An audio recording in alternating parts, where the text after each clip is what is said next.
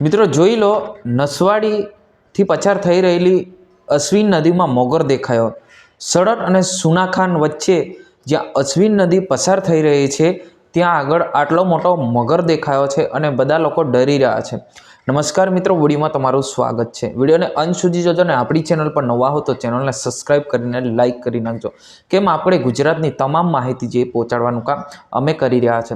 મિત્રો સ્ક્રીન પર તમે જે રીતના જોઈ રહ્યા છો, આ જે છે એ ગઈકાલે લગભગ 4 વાગ્યાના ગાળામાં સડટ અને સુનાખાન વચ્ચે જે અશ્વિન નદી જે જઈ રહી છે, અશ્વિન નદી જે પસાર થઈ રહી છે ત્યાં આગળ જે મગર દેખાયો છે। અત્યાર સુધી વર્ષો વીતી ગયા પરંતુ આ નદીમાં મગર નથી જોવા મળ્યો। આ પહેલી વખત એ પણ કેટલો મોટો મગર જે જોવા મળ્યો છે જોઈ લો મિત્રો।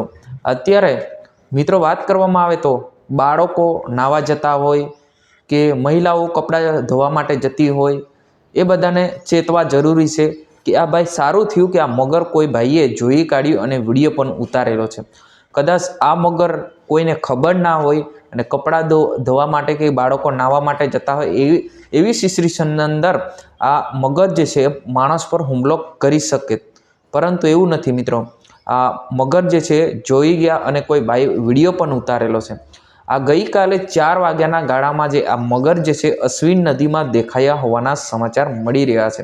તો ખરેખર મિત્રો તમામને હું રિક્વેસ્ટ કરું છે, નદીમાં જતા પહેલાં ખરેખર આપણે જોઈને જવું જોઈએ, જેથી કરીને અત્યારે જે આટલો મોટો મગર જે છે એ આપણને જોવા મળ્યો છે, કદાચ જોવા ના મળ્યો હોત તો આ હુમલો પર કરી શકત, પરંતુ મિત્રો હવે આપણે ચેતવાની જરૂર છે। આપણે જોઈને જોવું જોઈએ કે આ મગર જે અશ્વિન નદીમાં અત્યાર સુધી મગર દેખાયો જ નથી, આ પહેલી વાર દેખાયો છે।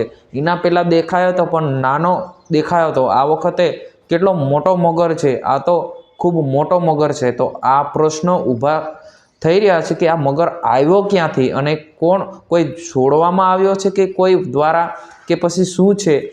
ખરેખર મિત્રો આ અશ્વિન નદીમાં મગર આવવું એટલે ખરેખર વિચારવા જેવી બાબત છે। તમારે શું કહેવું છે જરૂર કમેન્ટ કરીને બતાવજો। આજની વિડીયો અંદર બસ આટલું, તાત્કાલિક આપણે નવા વિડીયોમાં મળીશું।